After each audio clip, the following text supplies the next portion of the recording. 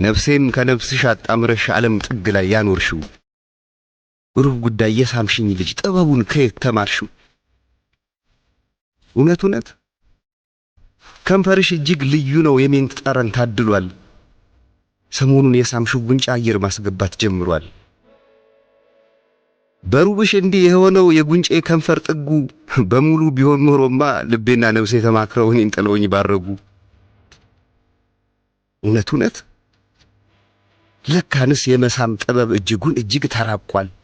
በሜንት ጠረን ታጅቦ በሩብ ጉዳይ ልብ ይሰልባል።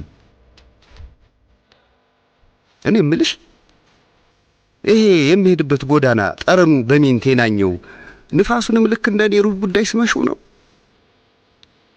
እውነት የምጠጣው የጊዜር ውሃ ጣዕም መልኩ ተቀይሯል። ግዴለሽም አትደብቂኝ ውሃውንም ስመሽዋል።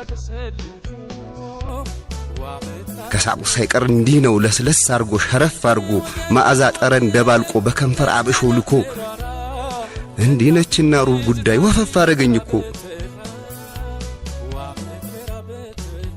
እናልሽ ከሳምሽኝ በኋላ ለሩብ ጉዳይ እጅ ሰጠሁ። ሰዓቱ ሙሉ ሆኖ እንኳን ሩብ ጉዳይ ነው እላለሁ። እውነት ከመስተውቱ ፊት ቁሜ ከውስጡ እኔን እያየሁ መተት አርጋብኝ ይሆን እያልኩ ጠይቃለሁ።